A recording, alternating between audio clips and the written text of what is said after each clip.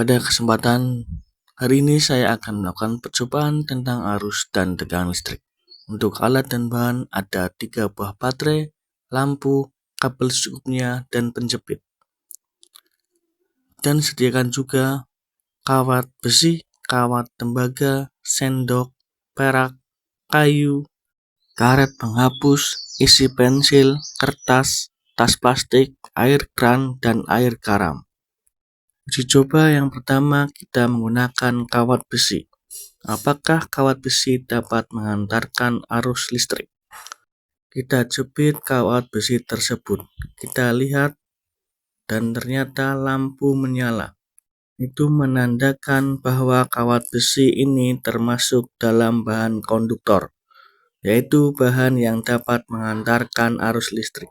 Yang kedua, kita akan melakukan percobaan terhadap kawat tembaga.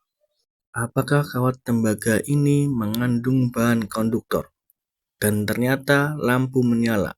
Untuk kawat tembaga ini mengandung bahan konduktor. Yang ketiga, kita menggunakan sendok perak. Seperti biasa, caranya kita menjepitkan sendok perak tersebut. Kita lihat apakah sendok tersebut mengandung bahan konduktor atau dapat mengantarkan arus listrik. Ya, ternyata lampu menyala. Ini menandakan sendok perak mengandung bahan konduktor. Yang keempat, kita menggunakan kayu. Apakah kayu itu dapat mengantarkan arus listrik? Coba kita lihat apakah lampu ini menyala. Dan ternyata lampu tidak menyala. Untuk kayu berarti termasuk dalam bahan isolator, bahan yang tidak dapat menghantarkan arus listrik. Yang kelima, karet penghapus. Kita lihat apakah karet penghapus dapat menghantarkan arus listrik. Dan ternyata lampu tidak menyala, menandakan bahwa karet penghapus termasuk dalam bahan isolator. Yang keenam, kita menggunakan isi pensil. Apakah isi pensil bisa menghantarkan arus listrik? Dan kita lihat ternyata lampu menyala. Isi pensil tersebut merupakan konduktor. Yang ketujuh, kita menggunakan kertas. Apakah kertas termasuk dalam bahan konduktor? Dan kita lihat ternyata lampu tidak menyala, menandakan bahwa kertas merupakan isolator. Yang kedelapan, kita menggunakan plastik. Apakah plastik termasuk konduktor atau isolator? Kita lihat ternyata lampu tidak menyala, menandakan bahwa plastik merupakan bahan isolator. Yang kesembilan, kita menggunakan air kran.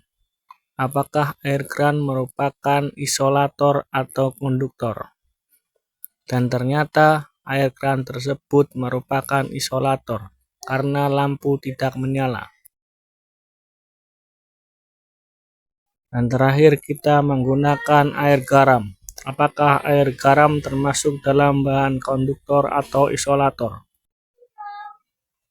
Dan ternyata lampu menyala. Itu menandakan bahwa air garam merupakan bahan konduktor.